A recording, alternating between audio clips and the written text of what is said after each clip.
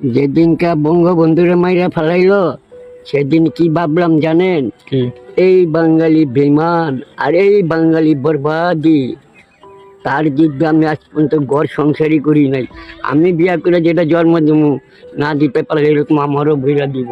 আর paper প্রতিদিনই রাখি, তাই দেখি কি গরম দেখা দেশ চালাইছে। হ্যাঁ, এরশাদ, জিয়ায়, খালেদা, আল্লাহর মায়ের বড় মায়ের আজও পর্যন্ত সে সুস্থি হইতে পারে না। তা আল্লাহর কাছে কত বড় অন্যায় করছে। আমি আর কি চাম? আমার আর কিছু চাওয়ার নাই। আমাকে মনের আশা পূর্ণ করে জায়গা একটি বঙ্গবন্ধু, পুরা দেশটা জায়গা সেটা পুরা গোষ্ঠীটা যায়। আপনার মানে আমার আর কিছু চাও নাই, আমি এইভাবেই চলে যাবো। আপনি যে এইভাবে আছেন, আপনার আমি এইভাবেই চলবো। আপনার কি আফসোস হয় না? না, আফসোস কি, দেশটা তো দিয়ে গেছে, এটাই বড় কিছু আফসোস নাকি? বড় নেই। ভালো লোকটার খায়া ফেলাইলো, খাইছে যারা, এই নামটা কি এখন হেন বলা যাইব? এখন মা থাকতো পাট পাট করে কইতাম মারটা। খাইছে তো লগের জনি, দূরের মানুষ তো না। আল্লাহ তো দেখাই দিল, গেল চিটাগাং নেস্কো ময়দানে, তারা পাশে কোন উড়া হারাইলো, কেউ চোখে দেখলো না নাকি? ওই লোকই তো নাটকই করে খাইছে। রেসকোর্স ময়দানে যেদিন ভাষণ দেয় সেদিন আপনি ছিলেন ঢাকা? আবার কোন ওই সেই রেস্কো ময়দান এখন ছোড়ার দুর্দান বানাইছে। আমি তো তখন ওই ওখানে কোন জায়গায় রেস্কো ময়দানে ময়দানে ছিলেন? রমনা পার্কে ছিলাম না। আবার কম তো লেখা বহুত মানুষ খাচ্ছে। যুদ্ধের সময় কি কি কষ্ট করছেন? তেমন একটা কষ্ট পাই নাই, কষ্টের মধ্যে পাইছিলাম দুগা বাতিল লিগা। কেন পাই মানে নাই? বঙ্গবন্ধুর ডাকে সাড়া দিয়ে আপনি ওইখানে ছিলেন? হ্যাঁ, তো সব ছিলাম মানে কোন আবার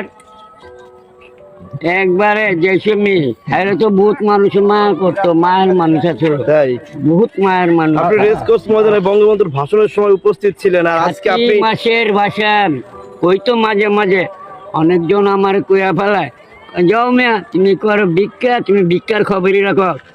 আচ্ছা, আমি ভিক্ষা করি, ভিক্ষার খবর রাখুম, তো তুই ভিক্ষুবের দেশে থাকস কেন?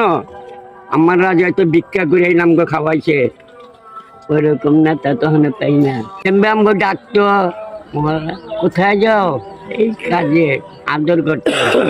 অনেক আদর করতো না? আপনি কি তার ওই সঙ্গে কিছু আসলো না রে বাবা, তার তার হাতে খাইছেন আপনি তার খাবার? খাই দিছে না। আর পোলা পান্ডে বেশি চকলেট দিত। চকলেট দিতে? আচ্ছা, আপনি যেদিন রেসকোর্স এই যে- ময়দানে ভাষণ দেয়, ভাষণের দিন আপনি কোন জায়গায় বসেছিলেন? ওই যে একটা গাছ আছে না, বট গাছ, হ্যাঁ, চিনছেন গাছটা? করুন এখনো আছে, এক যে সাইডটা হেই বইছিল। আমরা তো এক কর্নারের দিকে ছিলাম, আরো আমাগুলো লগে আসলো না, সবই তো মারা গেছে গা, নাই। আপনার সাথে যারা ছিলেন তারা তারা সব গেছে গা। আপনি একাই বেঁচে আছেন। আমি এই যে আপনি এখন কষ্ট করে চলতেছেন, মানুষের কাছ থেকে মানে সাহায্য নিয়ে চলেন। চলতেছি, আমার সোনার বাঙালি, আমার সোনার ভাইয়েরা যা দেয় আমি ডাইল বাতি খাই। তো আপনি আমার কাছে তো আমি যাইতে পারতেছি না। আমগো লালবাগের মধ্যে একজনের নামটাই ভালো, আর তারই আমগো শেখ হাসিনা বলে, কয় আমার একটা ভাই আছে বুদাই ভাই, মহিউদ্দিন ডক্টর জালাল ভাই, তার হাতে নিয়ে এই মেডিকেলটা।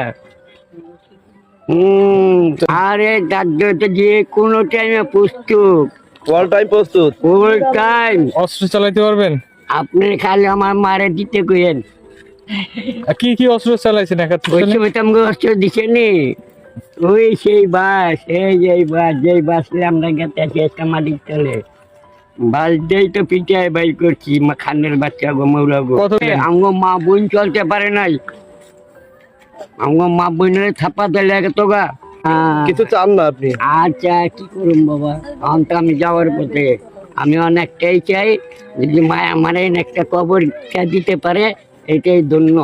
বিয়ে করলাম না দিঘান, এখানে আমি যেখানে থাকতেছি বর্তমান 5 বছর হয়, আর দিঘায় দেখেন না, আর আমার কোনো লোকও নেই, পুরা গোষ্ঠী তো শেষ।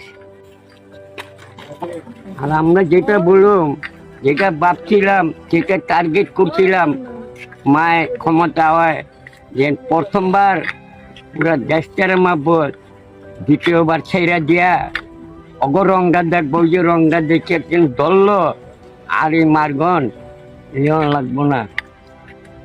বোকা মানা আগের পেটে বাঘ রয়্যাল টাইগার বাঙালি এই ডায়লগটা কেটা দিছে এটা তো কইতে পারবো না। ওই আইয়ুব খান বাংলায় হ্যাঁ ওইটা দিছে পরে, আগে দিছে আইয়ুব খান। আরে না রে, ওরাই রয়্যাল টাইগার বাঙালি। আর লাঠি দিয়ে আমগুলো লগে আমাকে বাগায় দিলে বাসটা পিটাইয়া অস্ত্র ছাড়া বেশ স্বাধীন। বিজয় বাংলা, মনে করে বিজয় বাংলা।